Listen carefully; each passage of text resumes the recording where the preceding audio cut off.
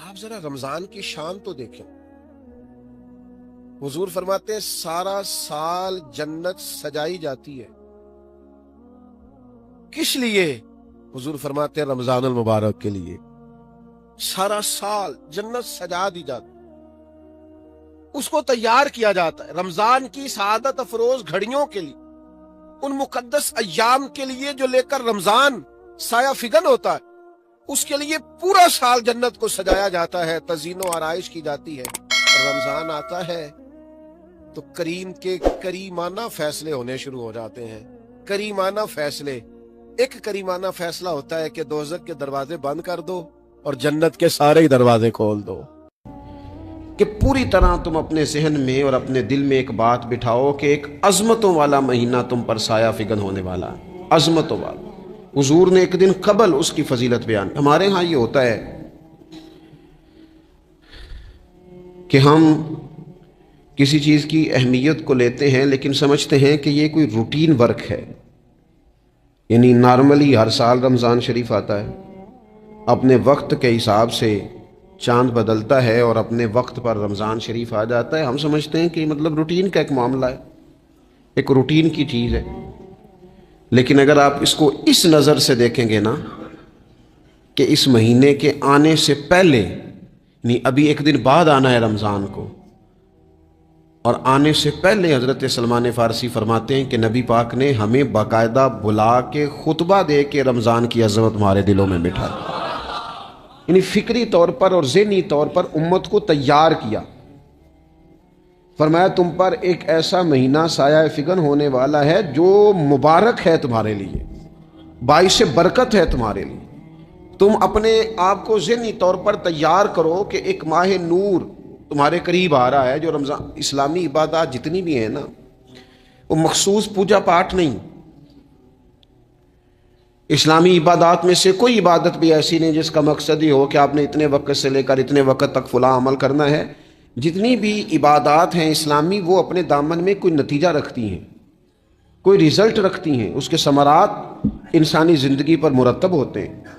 انسان کو تزکیہ نصیب ہوتا ہے، اس کے باطن کو صفائی نصیب ہوتی ہے، اسے خیر کرنے کا موقع ملتا ہے. تربیت کے بہت سارے مواقع اس میں پائے جاتے ہیں. بہت سارے اسرار و رموز کے ساتھ اسلامی عبادات ہیں. یہ جو رمضان المبارک ہے نا، یہ جو روزہ ہے، یہ روزہ اپنے دامن کے اندر تربیت رکھتا ہے. تربیت. یا ایھا الذین آمنوا کتب علیکم الصیام کما کتب علی الذین من قبلکم لعلکم تتقون. اے ایمان والو، تم پر روزے فرض کیے گئے جیسا کہ تم سے پہلے لوگوں پر بھی فرض کیے گئے تھے تاکہ تم تقوی اختیار کرو. روزہ تمہیں پرہیزگار بنائے گا، تمہارے اندر سے جو نفسانی چیزیں ہوں گی انہیں نکالے گا، اور اللہ تبارک و تعالیٰ کی طرف تمہارے دل کا رجحان ہوگا، تمہاری روح کا رجحان ہوگا، تمہیں تزکیہ دے گا. روزہ انسان کی تربیت کرتا ہے. انسان کو روزہ ذہنی طور پر تیار کرتا ہے کہ اللہ کے حکم کے مطابق کھانا ہے، اللہ کے حکم کے مطابق پینا ہے. سب سے بڑا مسئلہ اس دور کا رزق حلال کا حصول ہے اور حرام سے اجتناب ہے. تو روزہ ہمیں یہ سبق پڑھاتا ہے کہ ہم وہی کھائیں گے اور اسی وقت کھائیں گے جو کھانے کا ہمیں ہمارے رب نے حکم ارشاد فرمایا ہے، اور جس سے اللہ رسول منع کر دیں گے. جتنی مرضی چمک دمک اپنے دامن میں رکھے، جتنی مرضی، لیکن ہم وہی لیں گے جو ہمارے لیے جائز ہے. آپ غور فرمائیے، روزہ لعلکم تتقون، روزہ تمہیں پرہیزگار کرتا ہے. بہت سارے لوگ ایک بات کرتے ہیں کہ عادتیں نہیں بدلی جاتی. یار کوشش کرتا ہوں لیکن میری عادت نہیں تبدیل ہوتی. میں آپ کو ایک رائے دینے لگا ہوں، مشورہ دینے لگا ہوں. میں آپ سے یہ عرض کرنے لگا ہوں کہ موقع آیا ہے رمضان شریف کا. رمضان میں نہ بندہ روٹین میں اپنی عادتیں بدلتا ہے. کسی کو سویرے 7 بجے کھانے کی عادت ہے، کسی کو 9 بجے کھانے کی عادت ہے، کوئی صبح ناشتہ نہیں کرتا، دوپہر میں ہی کھاتا ہے. لیکن رمضان آیا تو عادت بدل گئی. 7 بجے والا بھی نہیں کھا رہا، 9 بجے والا بھی نہیں کھا رہا، دوپہر والا بھی نہیں کھا رہا، سارے سحری میں کھا رہے ہیں. عادت بدل گئی، بالکل طبیعت بدل گئی، روٹین چینج ہو گئی. کوئی اٹھ رہا تھا صبح فجر میں اللہ کی توفیق سے، اللہ تعالیٰ معاف فرمائے، تو کچھ ایسے بھی تھے جو 9-10 بجے اٹھ رہے تھے، کچھ الحمدللہ فجر پڑھ کے چلو کسی وجہ سے پھر سو گئے. 10-11 بجے اٹھ رہے تھے، روٹین بدلی ہوئی تھی، رمضان آیا تو بدل گئی، سارے سحری میں اٹھ رہے ہیں، تہجد کے وقت سب کی آنکھ کھول رہی ہے، بالکل روٹین بدل گئی، حالات بدل گئے، معاملات تبدیل ہو گئے، اوقات تبدیل ہو گئے، دفاتر کے ٹائم تبدیل ہوئے، اسکولوں کے نظام تبدیل ہوئے، مدارس کے اوقات تبدیل ہوئے، ہر چیز کے اندر تبدیلی آئی۔ معنی کیا ہے کہ اللہ نے تمہیں موقع دیا ہے کہ عادتیں بدلی جا سکتی ہیں، اپنے آپ کو تبدیل کیا جا سکتا ہے، لائف سٹائل کو چینج کیا جا سکتا ہے، یہ موقع آیا ہے۔ ایک مہینہ ہے پورا، 2-3 دن 4 دن آپ کی روٹین بگڑ جائے نا سونے کی، یعنی روٹین سے ہٹ کے آپ سونا جاگنا شروع کر دیں تو پھر وہی روٹین بن جاتی ہے، پھر اسی ترتیب سے انسان سارے کام کرتا ہے۔ تو رمضان میں روٹین چینج ہوگی، سارے تہجد میں اور سحری میں اٹھیں گے، تو اللہ کرے نا یہ روٹین قائم رہے۔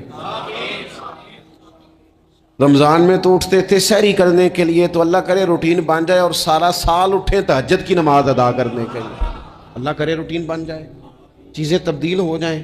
وہ لوگ جن کو ڈاکٹر کہہ رہے تھے کہ دوائی بھی کھانی ہے اور پرہیز بھی کرنا ہے، تو وہ کہہ رہے تھے جی دوائی کھانا تو آسان ہے، پرہیز کرنا مشکل ہے، تو بدلنے لگی ہے نا روٹین، آ گیا نا رمضان، پرہیز کا ٹائم شروع ہو گیا، لہذا بہترین فائدہ یہ ہوگا کہ رمضان میں پرہیز ہوگی، ڈائٹ پلان بالکل بنایا جا سکتا ہے، اس میں چیزوں کو بالکل مرتب کیا جا سکتا ہے۔ تو رمضان شریف کے آنے سے پہلے ذہنی طور پر اپنی عادات کی تبدیلی کا پروگرام بنائیں، عادتیں بدل جایا کرتی ہیں۔ رسول کریم دنیا میں آئے وَيُزَكِّيكُمْ، حضور تزکیہ کرنے تو آئے ہیں، عادتیں بدلنے تو تشریف لائے ہیں۔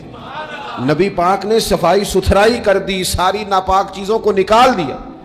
تو روٹین دیکھیں کہ رمضان میں تقوی کے حصول کے لیے اپنی عادات کو تبدیل کرنا ہے، اور اس کے لیے ذہنی طور پر اپنے آپ کو تیار کریں۔ وہ جو کہتے ہیں بچے سویرے نہیں اٹھتے، وہ روٹین بنا لیں، یہ موقع آیا ہے، ابھی سے ارادہ کر لیں کہ جناب ہم نے اس ترتیب سے اپنے گھر کو، ماحول کو، بچوں کو اس ترتیب سے ہم نے مرتب کرنا ہے چیزوں کو، یہ آپ ارادہ کریں، اللہ تعالیٰ مدد فرمائے گا۔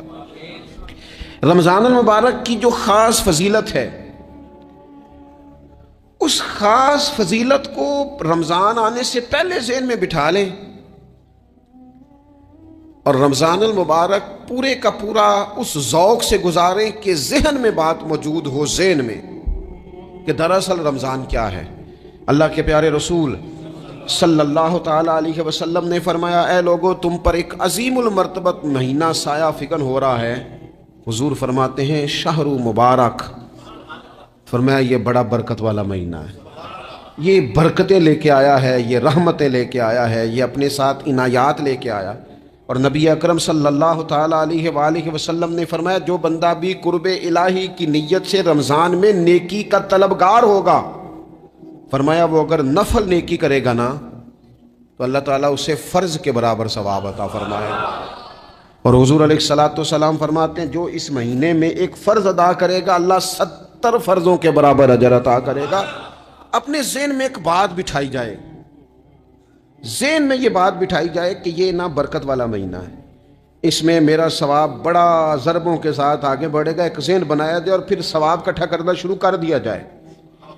پھر وہ ترتیب بنا لی جائے، کاروباری نہیں، روحانی ترتیب، کاروباری نہیں، یعنی نئے سے نئے سٹال نہ تیار کیے جائیں، مہنگائی کیسے کرنی ہے اور کس طرح کر کے کن چیزوں کی آج کل مانگ ہوگی، کس ترتیب سے سودا پہلے ہی خریدنا ہے، مہنگا کیسے کرنا ہے، اللہ معاف کرے مصنوعی قلت کیسے پیدا کرنی ہے، کمائی کیسے کرنی ہے۔ رمضان کے اندر جناب لوگ ساری ترتیب لگا کے، ساری، میرے ایک دوست ہیں میڈیکل کے شعبے سے وابستہ ہیں، تو مجھے کہنے لگے کہ ڈاکٹر بھی اپنی روٹین بدلتے ہیں اور معدے والی ساری دوائیاں بھی اکٹھی کر لیتے ہیں کیونکہ رمضان آنے والا ہے، یہ زیادہ لوگ استعمال کریں گے۔ وہ ماحول نہ پیدا کریں کہ ہر چیز دنیا داری ہو جائے، ہر چیز دنیا داری نہیں، ہر چیز کو ایک نیا روپ دے دیا جائے اور نیا سے نیا مال کمانے کا سلیقہ بنایا جائے۔ میں اکثر کہا کرتا ہوں کہ رمضان تو اس لیے تھا نا کہ اس میں کم کھانا ہے، تھوڑا کھانا ہے، لیکن اگر بندہ کہے کہ میں نے صبح کا چونکہ کھایا نہیں لہذا اب شام کو اتنا کھانا ہے کہ ہفتے سے پہلے ڈاکٹر کے پاس بھی جانا ہے، میں نے وہ سارا پوری کرنی ہے روٹین، تو پھر وہ مقصد کو نہیں نہ سمجھا۔ پھر اس نے اس خوبصورتی کو نہیں پایا جو خوبصورتی اس کو دین دینا چاہتا تھا۔ ایک تو رمضان کی فضیلت کو سمجھنا ہے، اور پھر جب ہم روزہ دار ہیں، ہم نے روزہ رکھا ہوا ہے، تو نبی پاک علیہ السلام نے خود اس مفہوم کو کھول کے بیان کیا، فرمایا جس بندے نے جھوٹ نہیں چھوڑا، گناہ نہیں چھوڑا، گویا غیبت نہیں چھوڑی، بدی نہیں چھوڑی، تو اللہ کے محبوب علیہ الصلوۃ والسلام فرماتے ہیں پھر اللہ تعالیٰ کو اس کے بھوکا پیاسا رہنے کی تو کوئی ضرورت نہیں، کیونکہ لعلکم تتقون، تقوی اختیار کرنا تو روزے کا مقصد تھا۔ اور اگر اس نے وہ بات کو سمجھا ہی نہیں، استاد کے لیے صرف استاد ہو جانا ہی ضروری نہیں، اس کو پھر اپنے منصب کا لحاظ کرنا بھی ضروری ہے کہ میں استاد ہوں۔ والد کا صرف والد ہو جانا ہی کمال نہیں، اس کو پھر اس منصب کے تقاضوں کو بھی سمجھنا چاہیے کہ اب میں ایک باپ ہوں، اب میں روٹین میں وہ آزاد نہیں ہوں کہ جہاں میرا جی چاہے گا جاؤں گا، جہاں میری طبیعت چاہے گی میں کھاؤں گا، جہاں میرا دل کرے گا میں وہ کام کروں گا۔ اب آپ سرپرست ہیں، سربراہ ہیں۔ انسان دیکھیں نا، ایک شخص ہے وہ عالم ہے، علم پڑھ لینا صرف کمال نہیں، وہ اپنے منصب کو بھی تو سمجھے نا، اس منصب کے وقار کو، اس کے لحاظ کو بھی تو سمجھے نا۔ ایک آدمی اگر عمر رسیدہ ہے، بڑا ہے، بزرگ ہے، اور وہ چاہتا ہے کہ میری بزرگی کی وجہ سے میرا اکرام کیا جائے، تو اسے اپنے منصب کا بھی لحاظ کرنا پڑے گا۔ اس کو حضرت سعدی فرمایا کرتے تھے میں نے 18 سال کے بزرگ دیکھے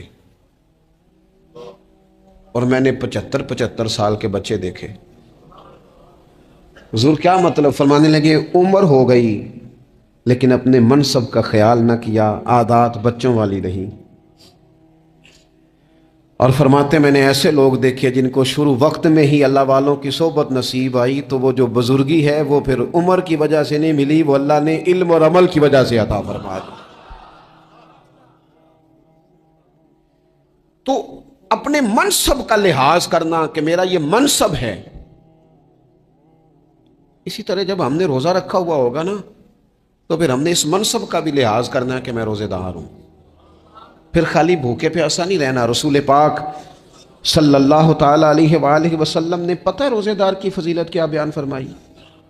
اللہ کے محبوب صلی اللہ تعالی علیہ وسلم فرماتے ہیں کہ رب فرماتا ہے ابن آدم کا ہر عمل اس کے لیے ہے، روزہ میرے لیے، اور فرمایا میں خود جزا دوں گا روزے کی، میں خود جزا دوں گا روزے کی۔ اور حضور فرماتے ہیں روزہ ڈھال ہے، جو شخص روزہ دار ہو وہ بےہودگی سے، فحش گوئی سے اجتناب کرے۔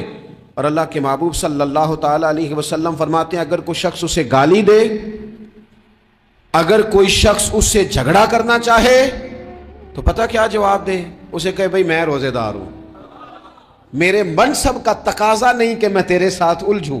اور رسول پاک صلی اللہ علیہ وسلم فرمانے لگے اوہو اتنی بڑی بات۔ حضور فرمانے لگے، یہ صحیح مسلم کے لفظ ہیں، کریم محبوب فرمانے لگے مجھے اس رب کی عزت کی قسم جس کے قبضے میں محمد عربی صلی اللہ علیہ وسلم کی جان ہے، حضور فرماتے روزہ دار کے منہ کی خوشبو اللہ تعالیٰ کے نزدیک قیامت کے دن مشک کی خوشبو سے بھی زیادہ وقت والی ہوگی۔ اس کے منہ سے جو خوشبو آتی ہے قیامت میں مشک پیچھے رہ جائے گا، اور رب کی بارگاہ میں صرف روزہ دار کے منہ سے اگر تیرے منہ کی خوشبو رب کو اتنی پسند ہے تو تجھے بھی تو اپنے منصب کا خیال ہونا چاہیے کہ میں نے روزہ رکھا ہوا ہے، میں روزہ دار ہوں۔ اور میرے نبی پاک علیہ السلام کے یہ دو لفظ ہیں نا، وہ صوفیاء ہیں نا، اللہ کے نیک بندے جو ساری زندگی تڑپتے رہے کہ کبھی اے حقیقت منتظر نظر آنا لباس مجاز میں، کبھی مالک ایک دفعہ کبھی تیرا جلوہ ملے، کبھی اے حقیقت منتظر نظر آنا لباس مجاز میں، لاکھوں سجدے تڑپ رہے ہیں میری جبین نیاز میں۔ اور جو ساری زندگی کہتے رہے کہ ہم تو عمر دراز مانگ کے لائے تھے 4 دن، 2 آرزو میں کٹ گئے، 2 انتظار میں، یہ دیکھو انہیں انعام ملنے لگا۔ جو اس کی راہ کے سوالی تھے، جو اس کے رستے کے مسافر تھے، جو اسے پانا چاہتے تھے، جو اس کی دید کرنا چاہتے تھے، جو اسے ملنا چاہتے تھے، میرے رسول پاک علیہ السلام نے فرمایا روزہ دار کو 2 خوشیاں ملیں گی۔ ایک خوشی اس وقت ملتی ہے جب وہ افطار کرتا ہے، اور فرمایا ایک خوشی اس وقت ملے گی جب وہ اپنے رب سے ملاقات کرے گا، جب وہ اس سے ملے گا تو اس وقت روزہ دار کو خوشی ہوگی۔ میرے دوستو، خوشی تو جو ہوگی سو ہوگی، لیکن یہ لفظ بڑے حسین نہیں کہ روزہ دار کی رب سے ملاقات ہوگی، یہی لفظ بڑے با کمال نہیں؟ ایک روایت میں تو یہ ہے نا کہ روزہ میرے لیے ہے، میں اس کی جزا دوں گا، اور ایک روایت میں یہ ہے کہ روزہ میرے لیے ہے اور رب فرماتا ہے میں خود روزے کی جزا ہوں، یعنی باقی نیکیوں پر ثواب ملے گا، روزہ رکھنے والے کو رب رحمان ملے گا۔ نبی اکرم صلی اللہ تعالی علیہ وسلم کے امت کے صوفیاء نے نا کچھ چیزوں کو بڑا کھولا ہے۔ عارف رومی کہتے ہیں کہ ایک دن نا محمود غزنوی نے خزانوں کے دروازے کھول دیے اور فرمایا بھئی میں نے آج ہر چیز کھول دی ہے، جو جس چیز پہ ہاتھ رکھے گا وہ اسی کی ہو جائے گی۔ لوگ دوڑے، کوئی سونے کی طرف، کوئی چاندی کی طرف، کوئی جائیدادوں کی طرف، کوئی خزانے کی کنجیوں کی طرف، کوئی بڑے بہترین گھوڑے اور اونٹوں کی طرف، لوگ دوڑ گئے، جو جس پہ ہاتھ رکھے گا اسی کا، سب بھاگ گئے۔ ایاز بیٹھا ہے، نہ وہ حسن میں رہی شوخیاں، نہ وہ عشق میں رہی گرمیاں، نہ وہ غزنوی میں تڑپ رہی، نہ وہ خم ہے زلف ایاز میں، وہ لذتیں کہاں۔ ایاز چپ کر کے بیٹھا ہے۔ پھر محمود نے ایاز کی طرف مخاطب کر کے کہا ایاز اٹھنا نہیں، آج لوٹ سیل لگ گئی ہے، جو جس چیز پہ ہاتھ رکھے گا اسی کی۔ ایاز کہنے لگا بات پکی ہے نا؟ تو محمود خوش تھے، موڈ بڑا اچھا تھا، کہا بالکل پکی ہے۔ تو ایاز کہنے لگے چلو ٹھیک ہے۔ ایاز اٹھے، پیچھے سے جا کے نا تو محمود کے کندھے پہ ہاتھ رکھ دیا، محمود کے کندھے پہ ہاتھ رکھا۔ محمود کہنے لگے یہ کیا بات کا، آپ سے میں نے پوچھا تھا بات پکی ہے، جو جس پہ ہاتھ رکھے گا اسی کا نا۔ تو تھوڑی دیر پہلے مسکراتے چہروں میں آنسو آ گئے، ایاز بھی روئے تو محمود بھی روئے۔ کہا بادشاہ پکا رہنا، وہ جن کو خزانے چاہیے تھے وہ دوڑ گئے، مجھے تو چاہیے۔ لنگ کئی مہینے تے برس گئے تے تیری دید نو دیدے ترس گئے، تیری تو ملے گا۔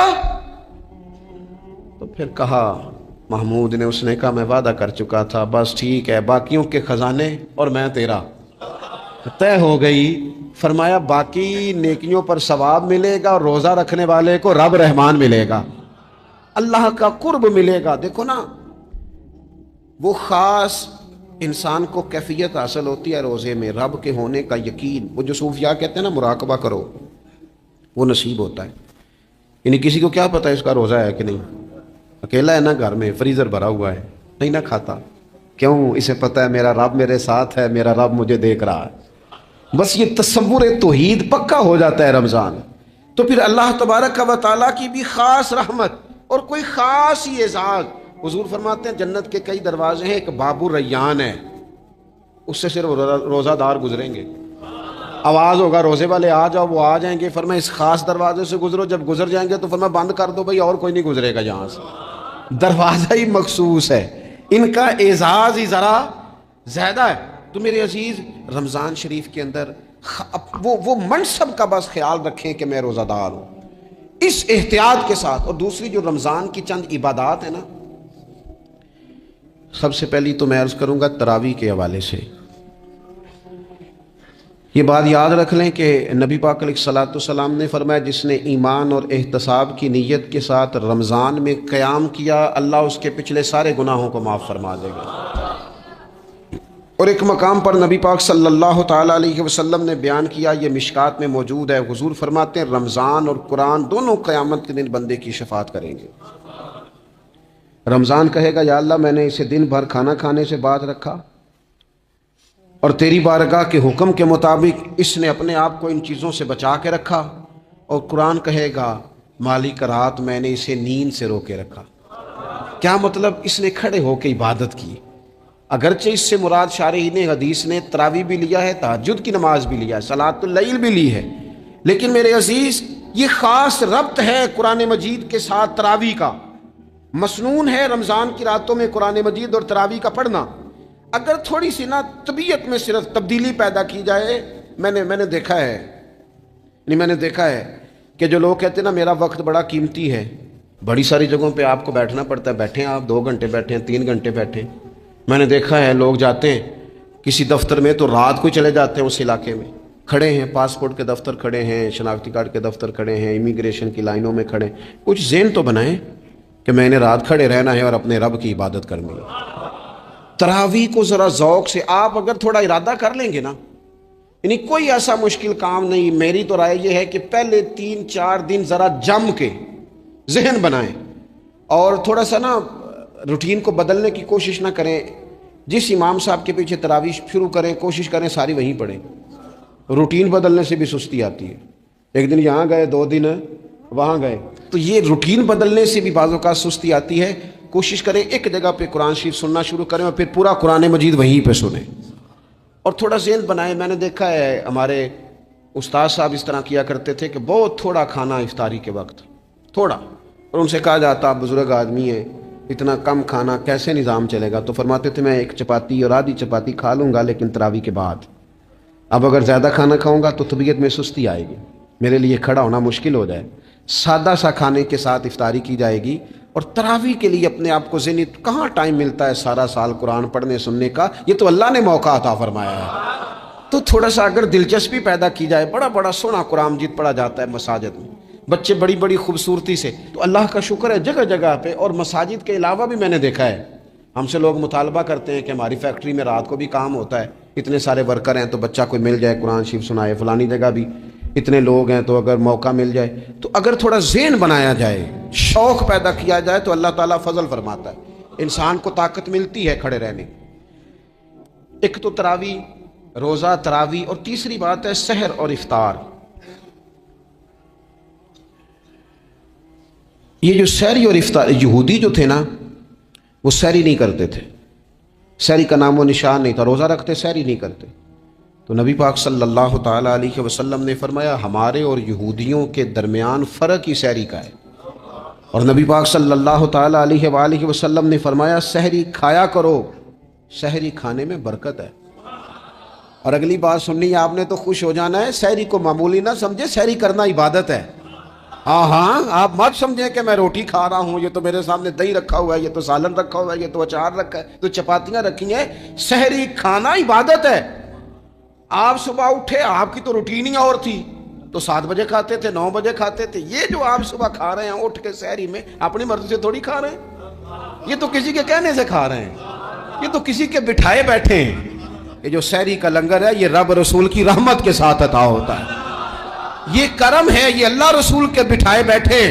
क्या मेरे रसूल पाक सल्लल्लाहु ताला अलैहि वसल्लम ने बात खोली है, तरगीब और तरहीब में हदीस है।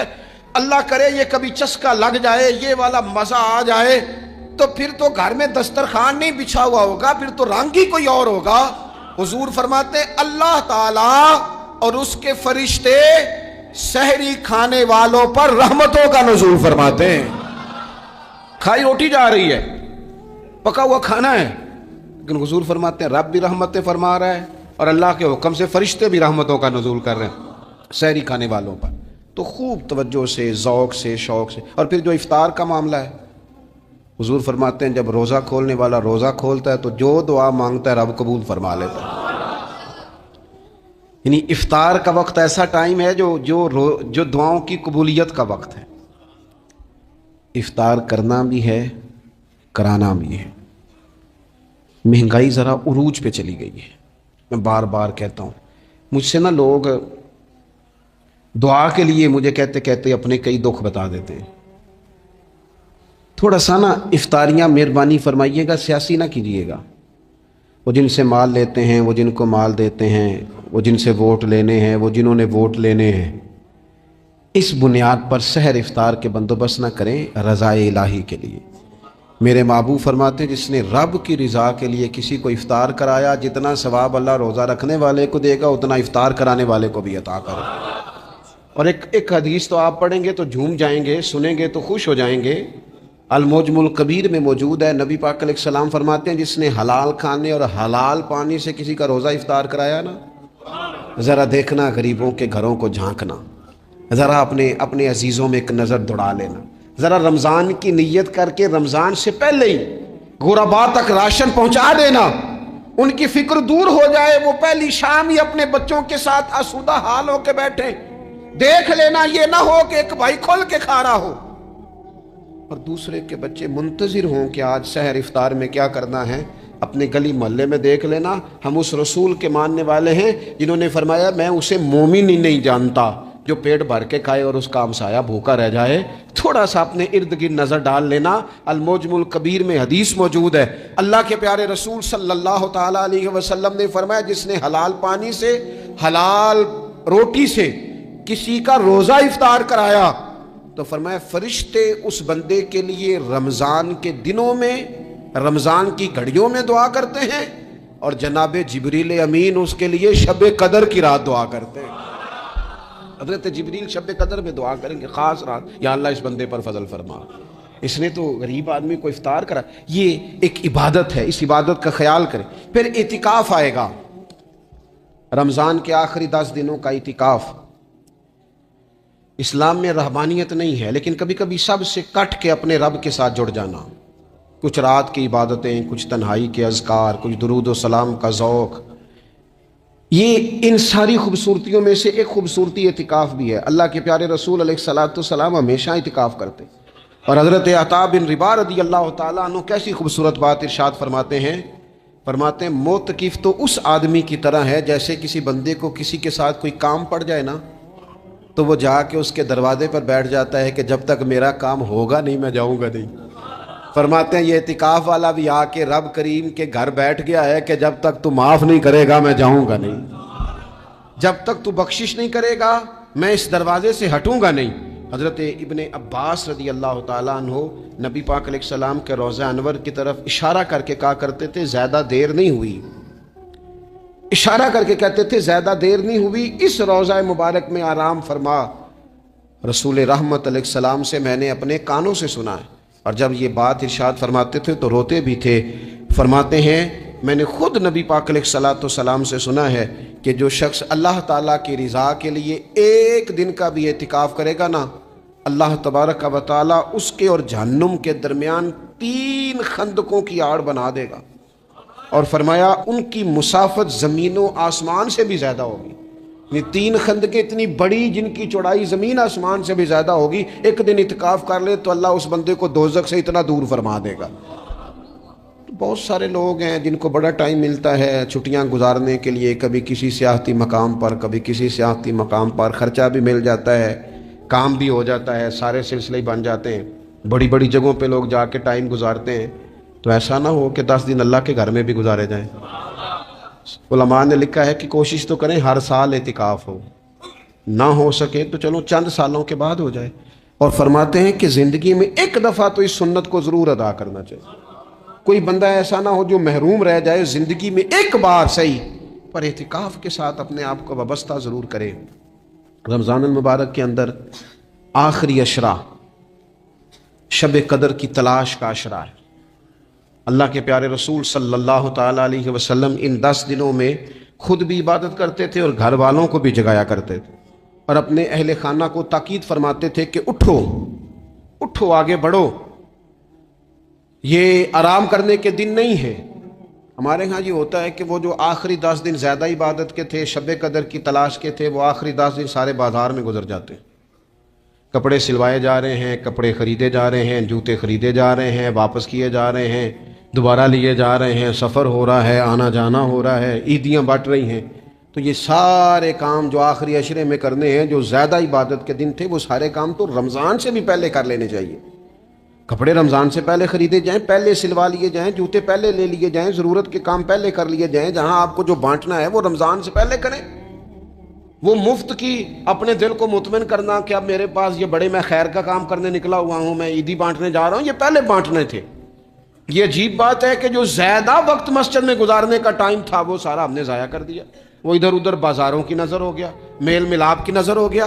تو اگر چیزوں کو مرتب کیا جائے, میں تو دوستوں سے کہا کرتا ہوں زکوٰۃ کا حساب, صدقات کا حساب, صدقات فطر کا حساب, جتنے بھی روٹین کے کام ہیں اس کو کوشش کریں رمضان شریف سے پہلے آپ ترتیب دیں. آپ ان چیزوں کو پہلے سے مرتب کریں تاکہ وہ بہترین ہو جائیں. ہم تو اس دین کے ماننے والے ہیں جہاں نیت کرو تو اجر شروع ہو جاتا ہے. آپ رمضان کی نیت سے جو آج خرچ کریں گے اس کو اللہ تعالیٰ رمضان کے ثواب کے برابر ہی اجر عطا فرمائے گا. لیکن وہ ہم نا کچھ لوگ بڑا ایک صاحب مجھ سے کہنے لگے جی میں نے سنا ہے صدقہ فطر آخری عشرے میں ہی دینا چاہیے. میں نے کہا آپ کا پروگرام تب دینے کا اس لیے آپ نے یہ گاڑا کر کے سن لیا, ذرا اس کو آپ نے زیادہ غور سے سن لیا ہے. آپ جب ضرورت محسوس کریں, جب آپ سمجھیں کہ کسی کو ضرورت ہے, ضرورت کے وقت کوئی چیز کام نہ آئی تو پھر کب جا کے کام آئی. تو میری آپ سے یہ اپیل رہے گی کہ پہلے سے چیزوں کو مرتب کریں, معاملات کو پہلے سے طے کریں. وہ لوگ بڑے اچھے ہوتے ہیں جو وقت پر منصوبہ بندی کرتے ہیں, جو چیزوں کو ٹائم پہ مرتب کرتے ہیں. وہ ٹائم جو ہمارا بالکل اللہ کی بارگاہ میں حاضری کا ہے, عبادات کا ہے, اگر وہ سارا گاڑیوں کی نظر ہو جائے گا, اسفار کی نظر ہو جائے گا تو ہم نے حاصل کیا کیا. ایک بات آخر میں بڑے درد کے ساتھ آپ کی خدمت میں عرض کرنی ہے, ہر سال کہتا ہوں, اس سال بھی کہوں گا, ذاتی اخراجات کو کچھ کم کیا جائے. ذاتی اخراجات نہ کچھ لوگوں کے بہت زیادہ ہیں, ان کے اپنے لباس کے, کپڑوں کے, اور وہ اخراج. میں نے پچھلے جمعے بھی کہا تھا اسلام ذبائش کی اجازت دیتا ہے, نمائش کی اجازت نہیں دیتا. نمائش والے کام اگر تھوڑے چھوڑ دیے جائیں کچھ بھی نہیں ہوتا. میں تو شاید اگر میں سینکڑوں کہہ دوں تو غلط نہیں ہوگا, لیکن بیسیوں تو لوگ ایسے ضرور ہوں گے کہ جو عید ساری سو کے گزارتے ہیں, سارا دن سوئے رہتے ہیں. پتہ نہیں وہ اتنے مہنگے مہنگے کپڑے کس لیے خریدتے ہیں. عید کی نماز پڑھی, سو گئے, اور بھئی آپ کا فون بند تھا جی, میں سو رہا تھا جی. تو بھئی وہ جو آپ نے 1.5 مہینہ درزی کے پاس آنا جانا لگایا وہ کس مقصد کا؟ رات کوئی پہننا تو کوئی پرانا جوڑا پہن لیتے. ایسی مصیبت کیا بنی ہوئی؟ اتنے مہنگے کپڑے خریدے, اتنا مہنگا جوتا لیا, اور دن سارا سو کے گزار دیا. ذاتی اخراجات کام کریں. پتہ کیا ہے, فرق بہت بڑھتا جا رہا ہے, بہت بڑھتا جا رہا ہے.